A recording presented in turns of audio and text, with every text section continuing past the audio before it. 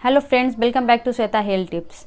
तो friends, pregnancy एक ऐसी अवस्था होती है जिसमें प्रेग्नेंट मदर को खान पान एवं सेहत पर विशेष ध्यान देने की ज़रूरत पड़ती है। प्रेगनेंसी सुखद एवं आरामदायक हो, ये हम सभी चाहते हैं। इसके लिए हमें कुछ चीज़ों पर विशेष ध्यान देने की ज़रूरत पड़ती है, वहीं कुछ चीज़ों को अवॉइड करनी पड़ती है। तो आज के वीडियो में मैं बताऊँगी कि प्रेगनेंसी में किन चीज़ों को नहीं करनी चाहिए। तो फ्रेंड्स, वीडियो स्टार्ट करते हैं।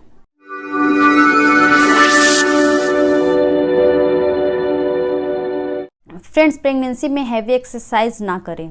एक्सरसाइज वैसी करें जो आप आराम से और आपको करने में डिस्कम्फर्ट ना हो, वैसे एक्सरसाइज करें। जंपिंग एक्टिविटीज़ वाले एक्सरसाइज बिल्कुल ना करें। जंपिंग करने से आपके गर्भाशय में भी उतार चढ़ाव हो सकता है। आपका जो बेबी जिसमें डेवलप हो रहा है एमनियोटिक फ्लूइड, उसमें भी उतार चढ़ाव हो सकता है और आपके बेबी के लिए वो सेहतमंद नहीं होगा, उसको प्रॉब्लम हो सकती है।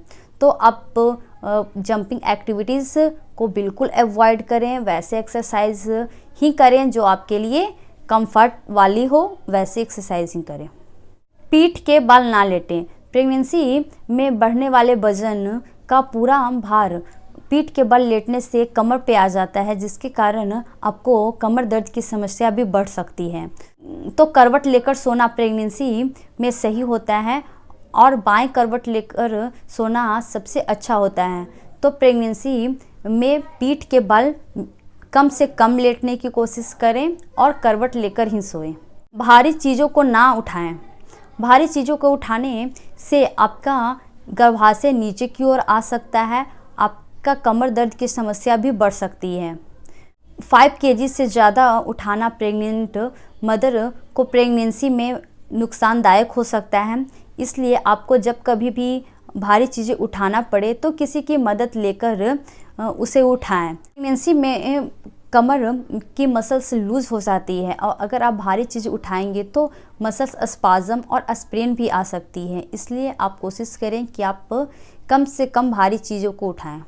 डिब्बे वाले चीज़ों का इस्तेमाल कम करें, क्योंकि आजकल के लाइफस्टाइल सीडेंट्री हो चुकी है। लोग कम से कम खाना बनाना पसंद करते हैं और बाहरी चीज़ों को लाकर खाना ज़्यादा पसंद करते हैं। डिब्बे बंद जो भी खाने की सामान होती है वो दूषित भी हो सकती है, जिसके कारण आपको फूड पॉइजनिंग हो सकती है।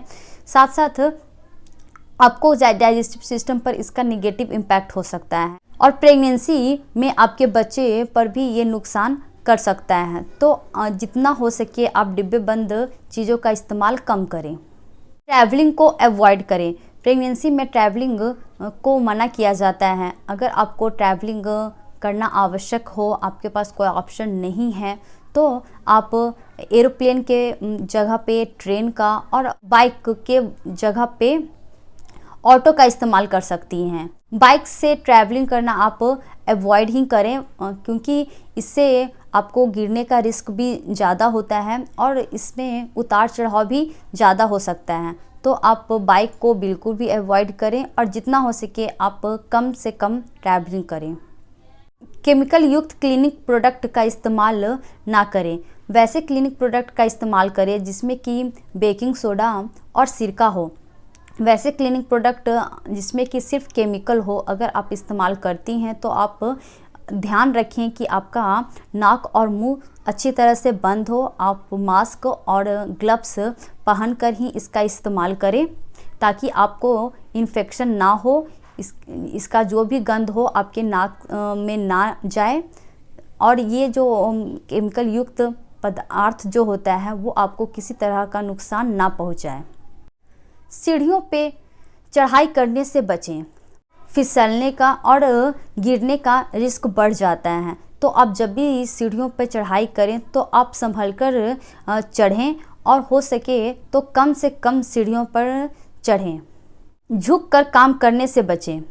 यदि घर के कामों जैसे कि पोछा लगाना, बर्तन साफ़ करना, कपड़े साफ़ करना, इसमें अगर आपको झुककर ज़्यादा देर तक काम करना पड़े तो आप ज़्यादा झुककर काम करने से बचें, क्योंकि झुककर काम करने से जो सियाटिक नर्व होता है जो कि कमर से होकर गुजरती है, उसमें इंजरी आ सकती है।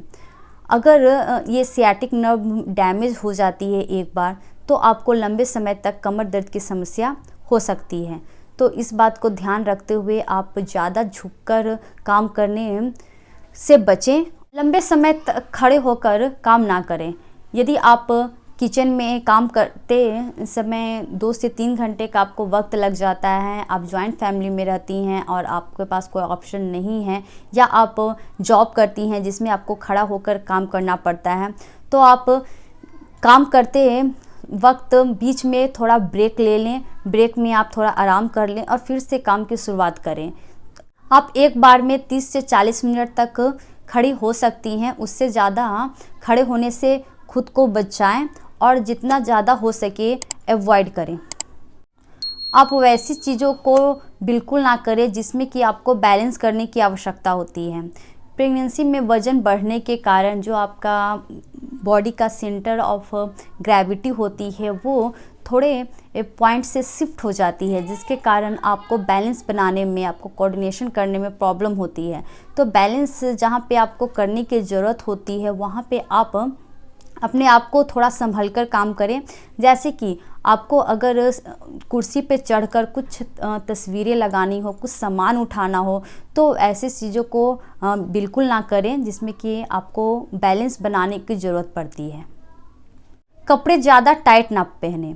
प्रेगनेंसी में कपड़े सीज़न के अनुसार पहने। जैसे कि गर्मियों में आप कॉटन कपड़े का यूज़ करें और ठंडों में आप जो भी उलन होते हैं, जो सॉफ्ट क्वालिटी के होते हैं, उसे ही उपयोग करें। ज़्यादा टाइट कपड़े पहनने से आपको डिस्कम्फर्ट हो सकती है। कपड़े जो भी पहने आप ध्यान रखें कि वो घुटने तक का ही हो। अगर आप सलवार सूट पहने तो आप ध्यान रखें कि वो घुटने तक ही आए। ज़्यादा लंबे कपड़ों का इस्तेमाल ना करें, इससे आपको गिरने का रिस्क जो होता है वो बढ़ सकता है। आप कभी गिर भी सकती हैं। तो जितना हो सके आप कंफर्टेबल और सॉफ्ट कपड़े ही प्रेगनेंसी में यूज़ करें। उम्मीद करती हूँ कि आपको ये वीडियो पसंद आई होगी और प्रेगनेंसी में आपके लिए हेल्पफुल होगी। तो मेरे चैनल पे अगर प्रेगनेंसी रिलेटेड और भी वीडियो देखना चाहते हैं तो चैनल को सब्सक्राइब कर लें, साथ साथ बेल आइकन प्रेस कर लें ताकि न्यू वीडियोज़ की नोटिफिकेशन आप तक पहुँच सके। Thanks for watching.